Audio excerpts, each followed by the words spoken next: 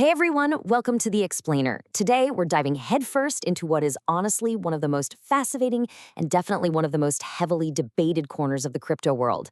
We're talking about privacy coins. We're going to break down the tech behind them, the massive philosophical debate that's driving them, and exactly why they're causing such a huge regulatory stir all over the globe. So let's just get right into it. I want you to imagine something for a second. Imagine you have a piggy bank, but it's sitting right out there on your front porch, and literally everyone in town can walk by and see exactly how much money is going into it, who's giving it to you, and exactly where you're spending it. Sounds pretty invasive, right? Well, crazy enough, that is basically the reality of Bitcoin's transparent model. All right, let's dive into this first part. The Bitcoin privacy illusion. See, there's this massive myth out there that Bitcoin is completely anonymous, but it's really not. It runs on a public ledger, which means every single transaction is recorded permanently for the whole world to scrutinize. Anyone, anywhere, can track three specific things: the sender's wallet, the receiver's wallet, and the exact amount of the transaction. And if your real-world identity ever gets tied to your wallet address, boom, your entire financial history is just completely exposed.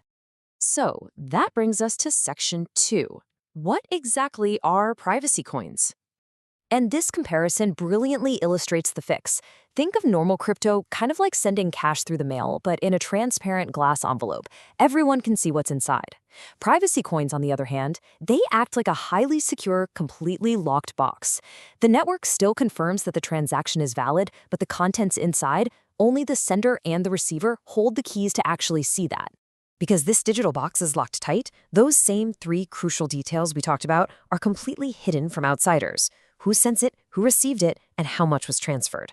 It's really the digital equivalent of handing someone physical cash in a dark room. The rest of the world doesn't get a notification. Moving on to Section 3. The big question: why use privacy coins in the first place?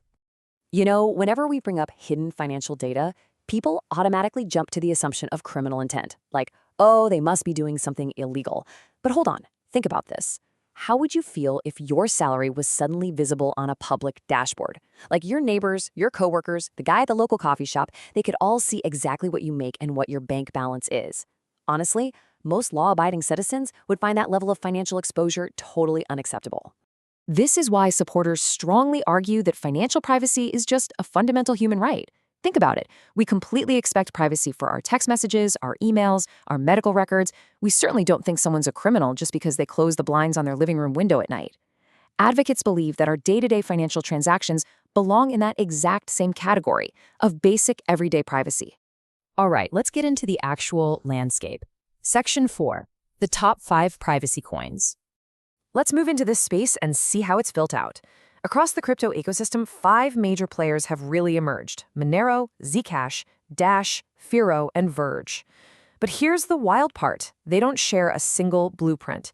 Each one of these projects takes a completely different technological approach to keeping your data secure. First up is Monero. And Monero is widely considered the absolute king of privacy coins. I mean, if privacy coins had their own version of Bitcoin, this would be it. It hides the sender, the receiver, and the amount using some heavy-duty tech with names like ring signatures, stealth addresses, and ring CT. Now, don't worry about the complex math behind those fancy names. Just think of them as incredibly powerful digital camouflage. With Monero, nobody can easily see who paid home. It forces complete privacy on every single transaction, making it the most private major cryptocurrency out there right now. Now, what's really interesting here is Zcash. Zcash takes a totally different approach because it actually gives users a choice. You can opt for transparent transactions or private ones. To pull this off, it uses something called zero-knowledge proofs. Okay, imagine trying to prove to a bouncer that you know the secret password to get into a club, but you never actually speak the password out loud. You're proving you possess the secret without ever revealing the secret itself. It's honestly mind-blowing cryptography. Next, we have Dash, which introduced this clever feature called private send. Best way to visualize this?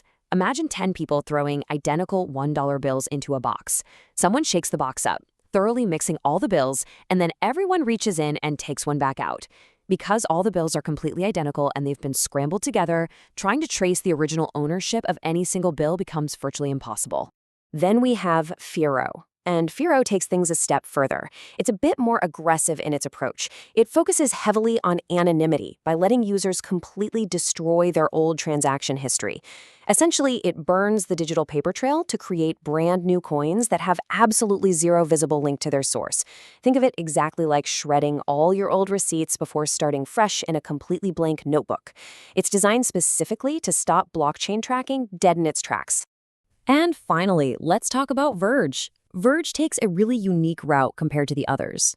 Instead of just focusing on hiding the transaction details on the ledger itself, Verge puts a huge focus on hiding the user's actual network identity. It utilizes routing technologies like Tor and I2P to mask where a transaction is even originating from on the internet. It's a lot like hiding your physical home address when you mail a letter. The recipient still gets the letter just fine, but any outsiders snooping around are going to have a terribly hard time figuring out which house it actually came from. All right, moving on to Section 5, the major controversy between regulation and rights. So because this tech is so incredibly effective at masking the movement of money, privacy coins are facing some really intense regulatory pressure right now. We're even seeing them get delisted from major exchanges. It's a huge clash. On one side, you have supporters declaring that financial sovereignty is a basic fundamental right. But on the flip side, regulators are arguing that these locked boxes just provide a safe haven for illegal activity. Now, we aren't here to take a side or declare a winner, but understanding both perspectives here is absolutely vital to understanding the future of these networks. And that brings us to our final section, notebooks versus diaries. Just to bring this all back down to earth and summarize what we've learned, Bitcoin basically acts like an open, public notebook where anyone in the world can flip through the pages. Privacy coins, though, they act as a locked diary. They exist purely because a really significant group of people out there truly believe that our money should remain just as private as our text messages, our emails, and our personal lives. Whether privacy coins are going to become a standard foundation of our future financial system, or whether it'll just get regulated into the shadows, well, that remains totally uncertain. But the debate between transparency and privacy, that is far from over. So I want to leave you with this question to chew on. Should financial transactions be completely private, or should governments always be able to see them? Let me know where you stand. Thank you so much for checking out this explainer with me, and keep questioning the world around you.